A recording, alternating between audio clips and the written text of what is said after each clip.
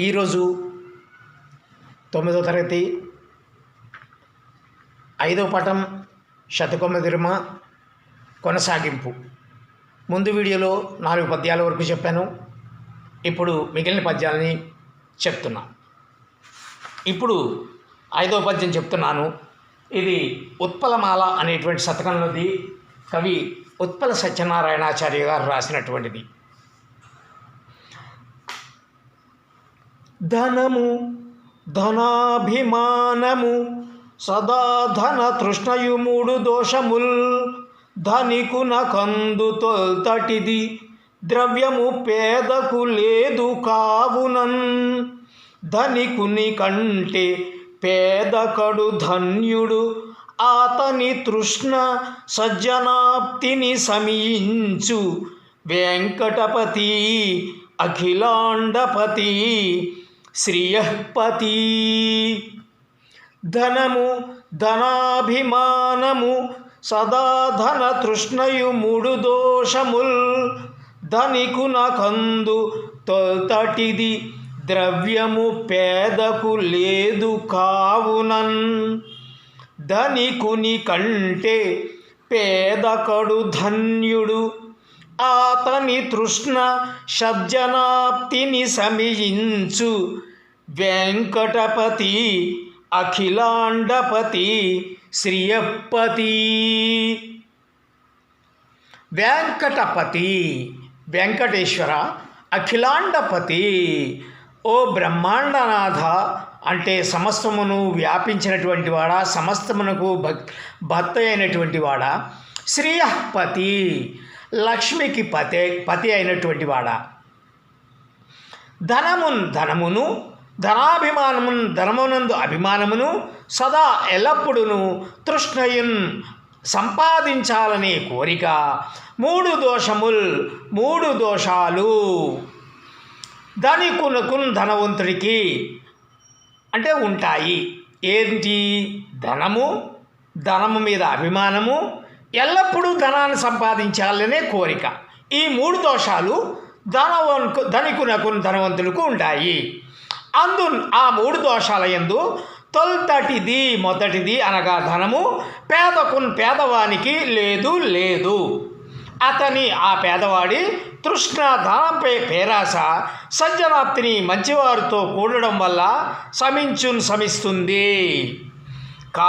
కాబట్టి ధనికుని కంటే ధనవంతుడి కన్నా పేద కడు ధన్యుడు.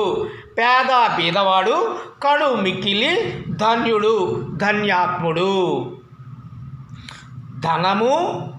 ధనమునందు అభిమానము, ఎల్లప్పుడూ ధనాన్ని సంపాదించాలి అనే కోరిక, ఈ మూడు దోషాలు కూడా ధనవంతుడికి ఉంటుంది. కానీ పేదవాడికి మొదటిది అనగా డబ్బు, ధనమై తృష్ణ పేరాస లేదు. సజ్జనాప్తిన్ అంటే మంచివారితో స్నేహం వల్ల శమిస్తుంది. సహవాసం వల్ల మంచివాడితో సహవాసం చేస్తాడు కాబట్టి ఈ డబ్బు లేదు అనేటువంటి భావన అతనికి ఉండదు, నశిస్తుంది. కావున ధనవంతుడి కన్నా బీదవాడు మిక్కిలి ధన్యాత్ముడు అని ఇందులో చెప్తున్నాడు అన్నమాట. వెంకటపతి అఖిలాండపతి శ్రియపతి. ధనమును ధనమునందు అభిమానము సదా తృష్ణం ఎల్లప్పుడూ ధనాన్ని సంపాదించాలనే కోరికను మూడు దోషాలు ధనికునికి ధనవంతుడికి ఉంటాయి. ఆ 3 దోషాల యందు తొల్తటిది మొదటిది అంటే ధనము పేదకుని బీదవానికి లేదు. అతడు ఆ పేదవాడి తృష్ణాధనంపై పేరాస సజ్జనాప్తిని మంచివారితో కూడడం వల్ల నశిస్తుంది. అంటే ఆ పేదవాడికి ధనం లేదు అనేటువంటి బాధ ఏదైతే ఉందో మంచివాళ్ళతో కలవడం వల్ల అది నశిస్తుంది, ఆ బాధ పోతుంది వాడికి. కాబట్టి ధనికుని కంటే ధనవంతుడి కన్నా పేదకడు ధన్యుడు, బీదవాడు మిక్కిలి ధన్యాత్ముడు అంటే ధనవంతుడి కంటే కూడా గొప్పవాడు అని చెప్పడం అన్నమాట. ధనంపై అభిమానము, ఎల్లప్పుడూ ధనం సంపాదించాలనే కోరిక, ఈ 3 దోషాలు ధనవంతుడికి ఉంటాయి. కానీ పేదవాడికి అందులో ధనం అనే దోషం ఉండదు. పేదవాడికి ధనాశ ఉన్నా మంచివారికి దగ్గరగా ఉండడం వల్ల అతడిలో ధనాశ పోతుంది. కాబట్టి పేదవాడు ధనికుడి కంటే కూడా ధన్యుడు అని ఈ పద్యంలో ఈ ధనం గురించి ముఖ్యంగా ఏదైతే ధనం మీద ఆశ అనే దాని మీద ఈ పద్యాన్ని ఈ యొక్క శతకంలో చెప్పబడడం జరిగిందనమాట. ఇందులో వెంకటపతి, అఖిలాండపతి, శ్రీయపతి అనేటువంటిది ఏదైతే ఉందో ఇది మొక్కటం అన్నమాట. ధనము ధనాభిమానము సదా ధన తృష్ణయు మూడు దోషముల్ ధనికున కండు తొల్దటిది ద్రవ్యము పేదకు లేదుగావునన్ ధనికుని కంటే పేదకడు ధన్యుడు అతని తృష్ణ సజ్జనాప్తిని సమయించు వెంకటపతి అఖిలాండపతి శ్రీయపతి. ఇక ఇప్పుడు తర్వాత చెప్పుకునేటువంటి పద్యం ఏదైతే ఉందో ఏకప్రాస శత పద్య మాలిక.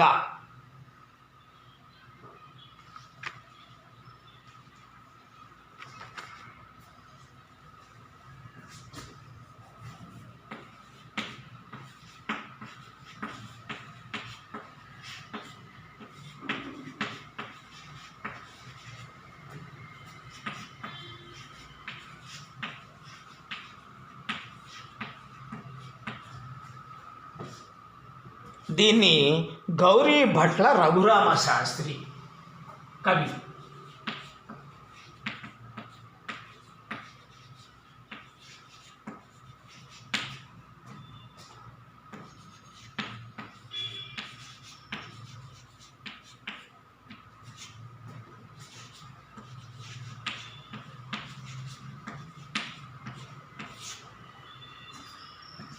ఈ గౌరీభట్ల రఘురామ శాస్త్రి అనేటువంటి ఆయన రాసినటువంటిది ఈ పద్యం ఏదైతే ఉందో గరమున్ మృంగి హరించి తిన్ సుజన దుఃఖం మంచు నీ ఆత్మలో మురియంబోకు మనుష్య దుర్విషమునున్మూలింపుమా ముందు ఈ నరులందుండు విషమ్ము సూది నిడనైన సంధి లేదో ప్రభు హర శ్రీ వేములవాడ రాజపణిహార రాజరాజేశ్వర గరమున్ మృంగి హరించి తిన్ సుజన దుఃఖం మంచుని ఆత్మలో మురియంబోకు మనుష్య దుర్విషమునున్మూలింపు మా ముందు ఈ నరులందుండు విషమ్ము సూది నిడనైన సంధి లేదో ప్రభు హర శ్రీ వేములవాడ రాజఫణిహార రాజరాజేశ్వర. ఇది ఓ ప్రభు లేదో ప్రభు, ఇది లేదు ఓ ప్రభు అనేటువంటిది అందులోంచి వచ్చింది. ఇది సంధిగా ఉండి ఓ ప్రభు, ఓ ప్రభువా, హర ఈశ్వర, శ్రీ వేములవాడ, శ్రీ సంపత్కరమైన వేములవాడ అనే పుణ్యక్షేత్రంలో వెలిసినటువంటి రాజఫణిహార. రాజఫణి అంటే పెద్దదైనటువంటి పాము కంఠహారంగా కలవాడ. రాజరాజేశ్వర, ఓ రాజరాజేశ్వర స్వామి. గరమున్ మృంగి కాలకూట విషాన్ని మింగి సుజన దుఃఖమున్ సత్పురుషులైన దేవతల దుఃఖాన్ని హరించి తిని పోగొట్టాను అంచున్ అని నీ ఆత్మలో నీ మనసులో మురియంబోకు సంతోషపడవద్దు. ఈ నరులందున్ ఈ మనుష్యులందు ఉండేటువంటి విషము సూదిని ఎడనైనన్ గుచ్చడానికైనా సందు లేదు. ముందుగా మనుష్య దుర్విషమున్ మనుష్యులో ఉన్న చెడ్డ విషాన్ని ఉన్మూలింపుమా నశించినట్లు చెయ్యి. అది అంటే ఇక్కడ ఓ ఈశ్వర అనేటువంటి అర్థంతో ఇది చెప్పుకోవచ్చు. కానీ దీనికి ఆయన మీద ఎన్నో పదాలు వాడాడు. ఓ ప్రభు, హర, శ్రీ వేములవాడ, రాజఫణిహార, రాజరాజేశ్వర, ఇన్ని పదాలు ఇచ్చాడు. ఇదంతా మకుటం అన్నమాట. ఇక్కడ ఏమన్నాడంటే గరమున్మృంగి అంటే ఏదైతే దేవతలు రాక్షసుల యొక్క ఏది పాల సముద్రాన్ని చిరుగుతూ ఉన్నప్పుడు అందులోంచి ముందుగా విషం పుట్టింది. ఆ విషాన్ని మింగింది ఈశ్వరుడు అనమాట. గరమున్ మృంగి అంటే ఆ కాలకోట విషాన్ని మింగి సుజన దుఃఖమున్ సత్పురుషులు అయినటువంటి దేవతల దుఃఖాన్ని హరించితిన్ అంచున్ పోగొట్టానని నీ ఆత్మలో నీ మనసులో మురియంబోకు మురిసిపోవద్దు. అంటే దేవతల యొక్క గొప్పదైనటువంటి కష్టాన్ని పోగొట్టాను అని చెప్పి నీ మనసులో నువ్వు మురిసిపోకు. ఈ నరులందుండు ఈ మనుషుల్లో ఉండేటువంటి విషాన్ని సూది నీడనైనా అంటే సూదిని గుచ్చడానికైనా అంటే ఒక సూది గుచ్చేంత కూడా సందులేనటువంటి ముందుగా మనుష్య దుర్విషమున్ ఈ మనుషుల్లో ఉండేటువంటి చెడ్డ విషాన్ని అంటే మనుషుల్లో ఉండే విషం లాంటి చెడుతనాల్ని చెడు గుణాల్ని ఉన్మూలింపుమా నశించినట్లు చెయ్యి. దేవతలకేదో వాళ్ళకి ఆ యొక్క కాలకోట విషయాన్ని మింగాను వాళ్ళకేదో మేలు చేశాను కాదు, మానవుల్లో ఉండేటువంటి సూది కూడా దిగడానికి లేకుండా అంటే నిలువెల్లా అని అర్థం అన్నమాట. ఉండేటువంటి విషం లాంటి గుణాలు ఏదైతే ఉన్నాయో ఈ మనుషుల్లో దాన్ని నిర్మూలించేటువంటి ప్రయత్నం ముందు చెయ్యి అని చెప్పి ఈ కవి గారు ఈ పద్యం ద్వారా మనకి చెప్పారనమాట. అంటే నరులు ఇంత విషవంతులు అని చెప్తున్నాడు. అంటే అందులో అందరూ అలాగే ఉంటారని కాదు, కానీ ఇలాంటి చెడు గుణాలు కలిగినటువంటి వాళ్ళు కాబట్టి వాళ్ళలో ఉండే గుణాలు ఈ చెడు గుణాలు అనేటువంటి విషాన్ని తీసేయడానికి ప్రయత్నం చెయ్యి. అంటే వాళ్ళ మనస్సులోకి మంచి భావన భక్తి భావన వెళ్ళేటట్లు చేయడం ద్వారా దీన్ని తొలగించు అని చెప్పడం అన్నమాట. గరమున్ మృంగి హరించితిన్ సుజన దుఃఖం మంచుని ఆత్మలో మురియంబోకు మనుష్య దిర్వుషమునున్మూలింపుమా ముందు ఈ నరులందుండు విషమ్ము సూది నిడనైన సంధి లేదో ప్రభు హర శ్రీ వేములవాడ రాజఫణిహార రాజరాజేశ్వర. ఇది ఏదైతే ఏకప్రాస శత పద్యమాలిక, శత అంటే 100, పద్యమాలిక పద్యముల యొక్క మాల అంటే 100 పద్యాల యొక్క మాలలాగా ఆయన రాసినటువంటిది అన్నమాట. అది ఇప్పుడు నింబగిరి శతకం అన్నమాట. ఇంకా 7వ పద్యం.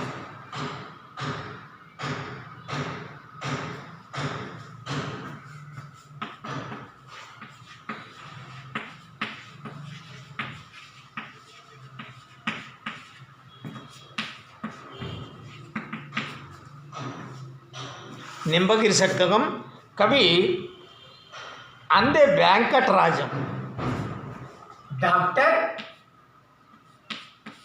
అందే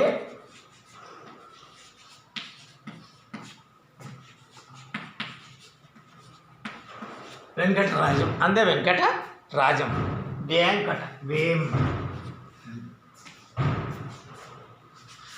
ఈయన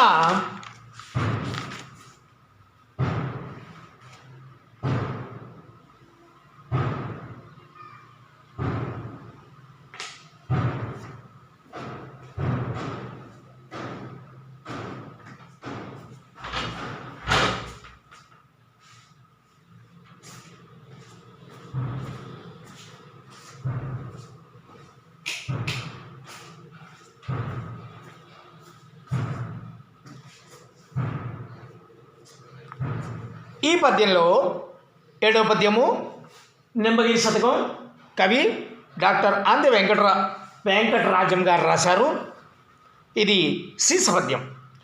కూతురు చందాన కోడలిన్ చూచిన మండునే ఘోరముల్ మందిరమునా కార్మిక జనులు భాగస్థులుగా గాంచ క్రమునే అలజడుల్ కర్మశాల దళితుల నిజ సహోదరులుగా మన్నించ పుట్టునే ఉత్పాతములు జగాన పరమతస్థుల తమ వారిగా ప్రేమించ రేగునే కలహాగ్నులాగడములు అఖిల జీవుల తనవోలె ఆదరింప ఉద్భవించునే ఆపదల్ ఉర్వియందు వరశుభ విలాస శ్రీ నింబగిరి నివాస భవ్య గుణధామ నరసింహ దివ్యనామ.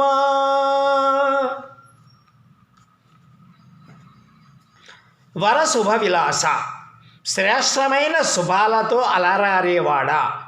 భవ్య గుణధామ శ్రేష్టమైన గుణాలకు నిలయమైనవాడా. శ్రీ నింబగిరి నివాస సంపత్కరమైన నింబగిరి యందు నివసించేటువంటి వాడా. దివ్యనామ ఇంపైన పేరు గలవాడా. నరసింహ ఓ నరసింహస్వామి. ఎన్నో పేర్లతోటి ఈ శివుణ్ణి పొగుడుతూ అది రాస్తున్నటువంటి సందర్భంలో ఇన్ని పదాలు వాడాడు అనమాట. వరశుభ విలాస, భవ్యగుణధామ, శ్రీ నింబగిరి నివాస, దివ్యనామ, నరసింహ ఇన్ని. కోడలిన్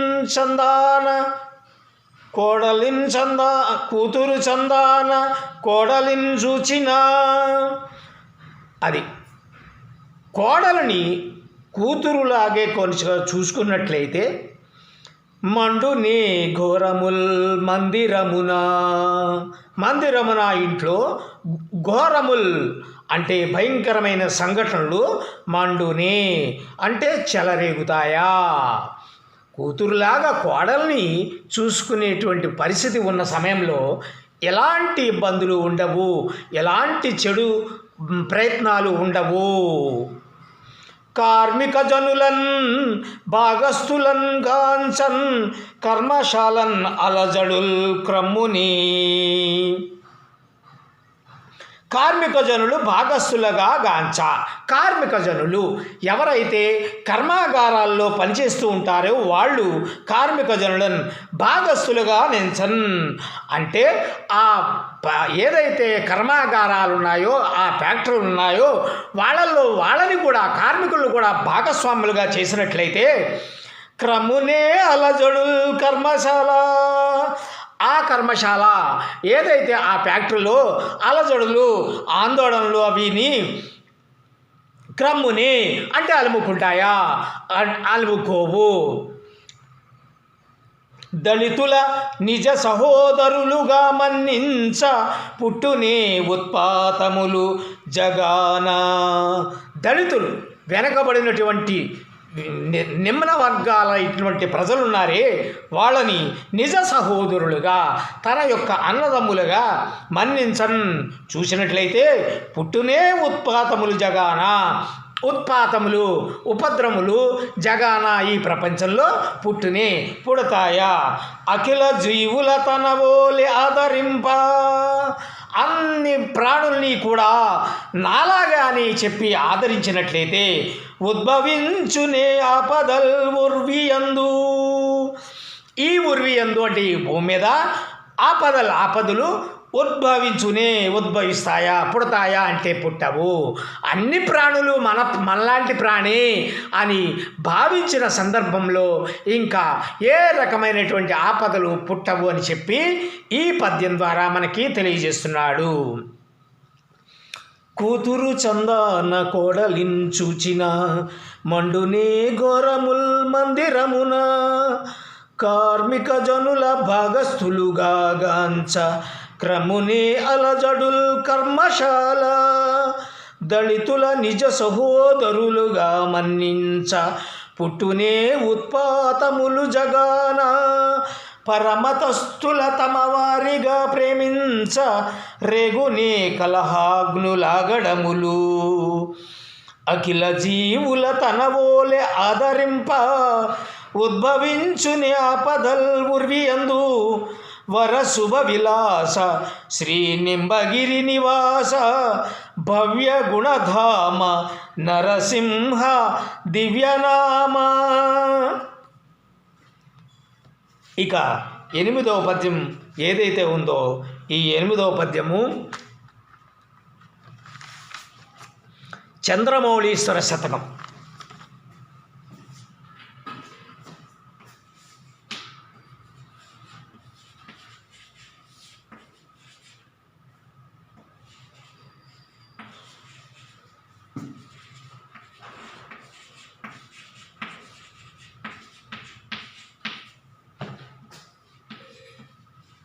కవి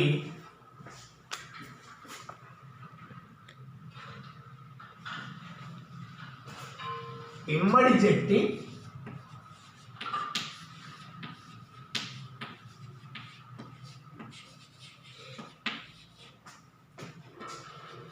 చంద్రయ్య.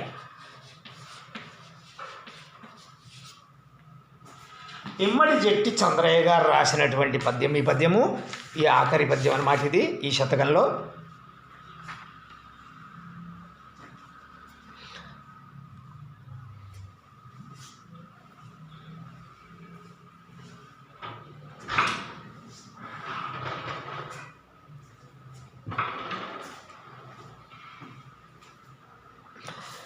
ఆశాపాశ నిబద్ధుడై జడగ నిత్యం బోర్పుతో దేశికాదేశం బుందల దాల్చి యోగ విధులర్దిన్ సల్పుచున్ భవ్యమౌ నాశీర్వాదము నొజ్జచే బడసి తానందంగనౌ సంచితం బహుశాంతంబును అచ్యుతార్చిత పదాబ్జ చంద్రమౌళీశ్వర. ఆశాపాశ నిబద్ధుడై చడక నిత్యం బోర్పుతో దేశికా దేశం బుందల దాల్చి యోగ విధులర్దిన్ సల్పుచున్ భవ్యమౌ ఆశీర్వాదము ఒజ్జచే బడసి తానందంగనౌ సంచితం బహుశాంతంబును అచ్యుతార్చిత పదాబ్జ చంద్రమౌళీశ్వర. అచ్యుతార్చిత పదాబ్జ. అచ్యుతుడు అంటే నాశనము లేనివాడు అని అర్థం అన్నమాట. ఇక్కడ విష్ణుమూర్తి అని చెప్తున్నాడు. అచ్యుత శ్రీ మహావిష్ణువు చేత అర్చిత పూజింపబడినటువంటి పదాబ్జ పద్మముల వంటి పాదములు గలవాడా చంద్రమౌళీశ్వర.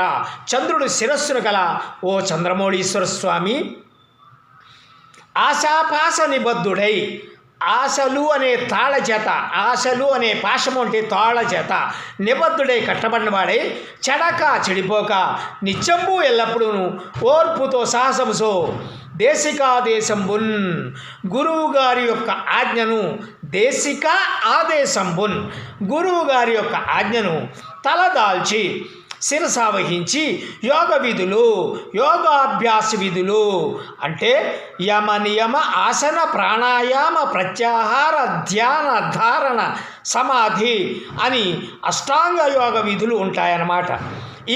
ఈ విధులను అర్ధిన్ ప్రీతితో సల్పుచున్ ఆచరిస్తూ భవ్యం అనుకూలమైన ఆశీర్వాదమును ఆశీస్సును వజ్జచేన్ గురువు గారి చేత పడసి పొంది అంచితంబౌ ఒప్పియున్న శాంతంబును శాంతాన్ని తాను అందంగనౌన్ అందుకోగలడు సంపాదించగలడు. అచ్యుతార్చిత పదాబ్జ శ్రీ మహావిష్ణువు చేత పూజింపబడిన పద్మముల వంటి పాదములు గలవాడా చంద్రమౌళీశ్వర.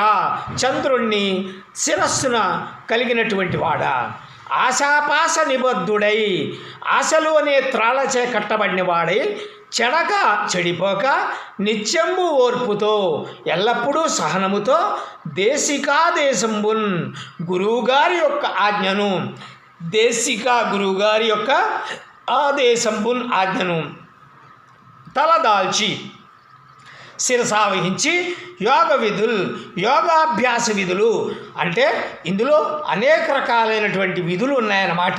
ఆ విధులను అర్ధిన్ ప్రీతితో సల్పుచున్ ఆచరిస్తూ భవ్యం అనుకూలమైనటువంటి ఆశీర్వాదమున్ ఆశీస్సును వజ్జచేన్ గురువు గారి చేత పడసి పొంది అంచితంబౌ ఒప్పియున్నటువంటి శాంతంబున్ శాంతాన్ని తాను అందంగనౌన్ అందుకోగలడు లేదా సంపాదించగలడు.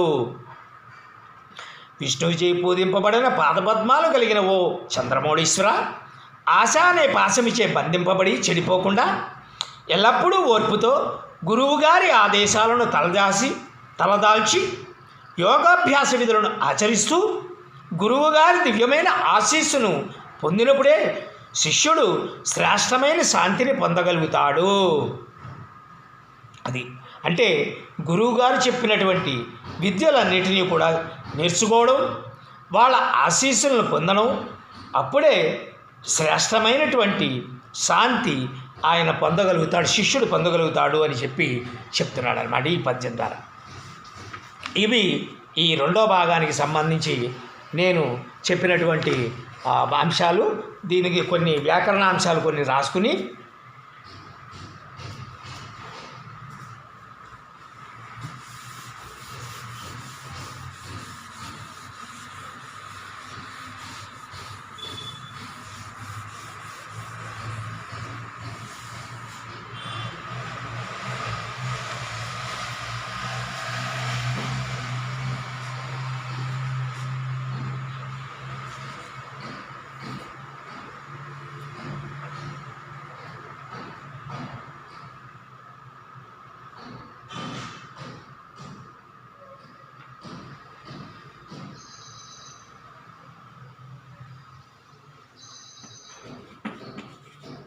పర్యాయ పదాలు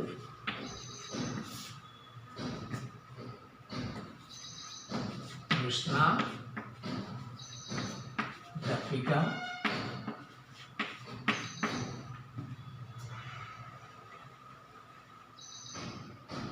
దాహం,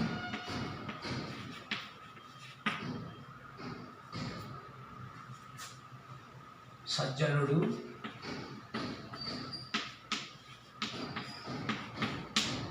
సత్పురుషుడు,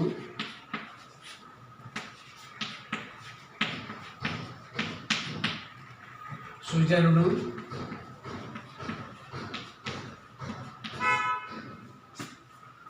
శైలము, కొండ, అగ్ని, మహి, భూమి, ధరణి,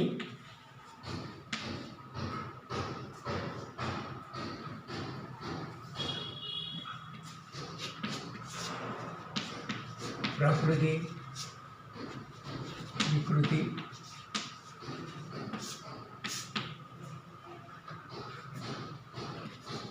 దోషం, దోషం, సింహం, సింగం,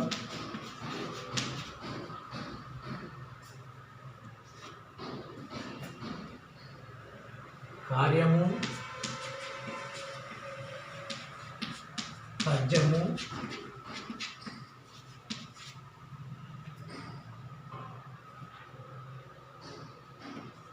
కలహం, కయ్యం. ఇవి మన కొన్ని ప్రకృతి వికృతులు. ఇప్పుడు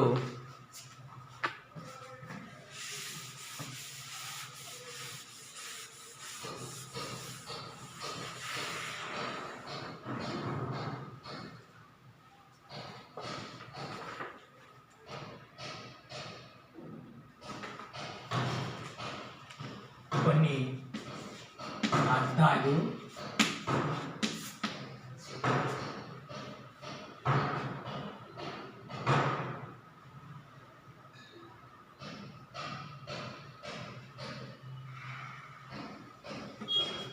కాళీ, మిక్కిలి,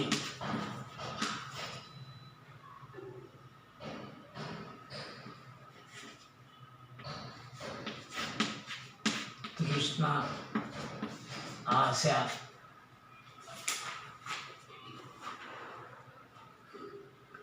గరము, విషము,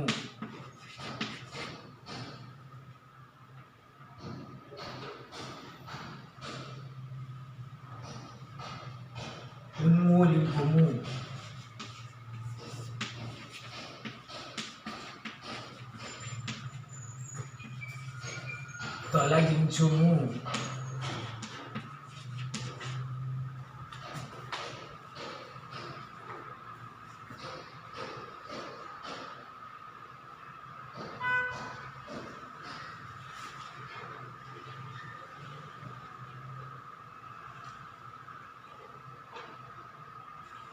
ఉత్పాతములు,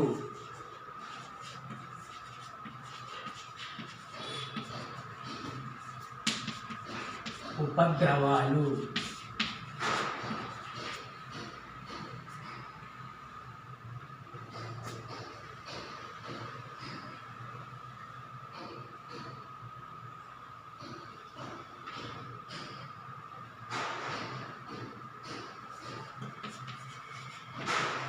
ఉద్భవించుట,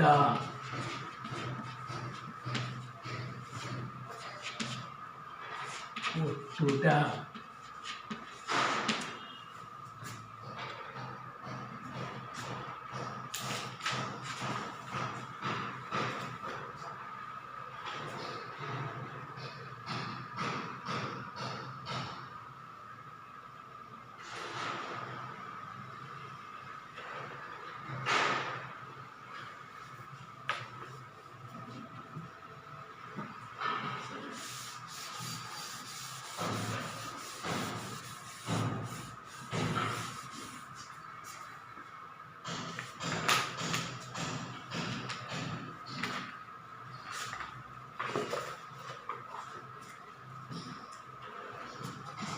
సంధులు,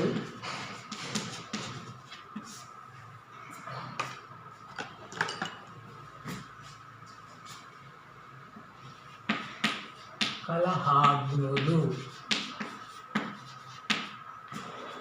కలహ ప్లస్ అగ్నులు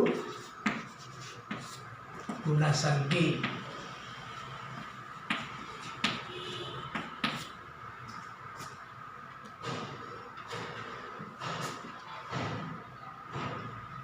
కుండలముప్పు,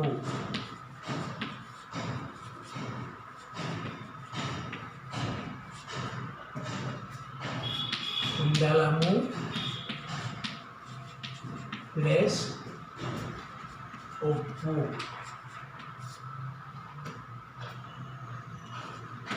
ఉకార సంధి.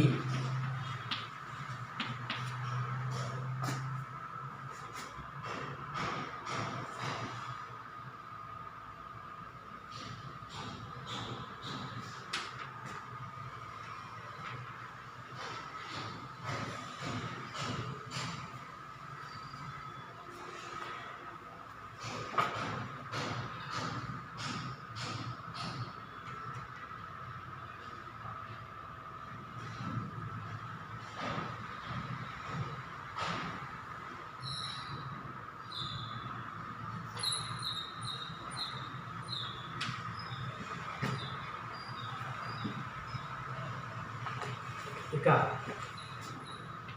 సమాసాలు.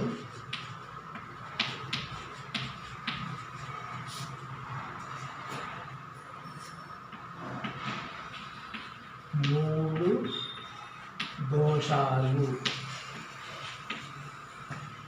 మూడైన దోషాలు బిగు.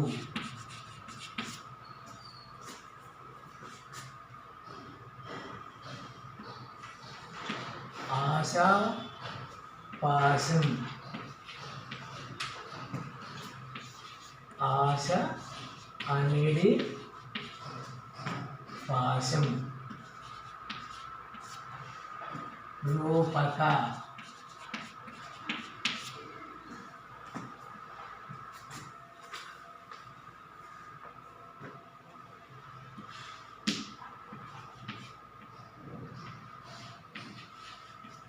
కలహాగ్ని, కలహము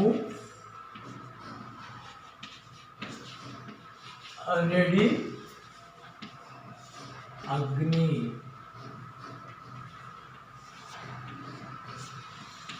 రూపక. ఇవి కొన్ని సమాసాలు ఇక్కడ ఇవ్వడం జరిగింది. తర్వాత మిగిలిన కొన్ని వ్యాకరణ అంశాలు అవి కూడా తర్వాత పాఠంలో వచ్చినప్పుడు వీటిని మనం కొన్ని నేర్చుకుందాం. ప్రస్తుతానికి రెండో వీడియోని ఈ పాఠంతో ఈ శతక మధురంతో ముగిస్తున్నాను. అందరూ ఇంట్లో జాగ్రత్తగా ఉండండి. ఈ వీడియోల్లో ఉన్నటువంటివి కొంత నేర్చుకోవడానికి ప్రయత్నం చేయండి. పుస్తకాలు అవి ఉంటే కూడా వాటిని కూడా చూస్తూ కొంచెం నేర్చుకోవడానికి ప్రయత్నం చేయండి. సెలవు.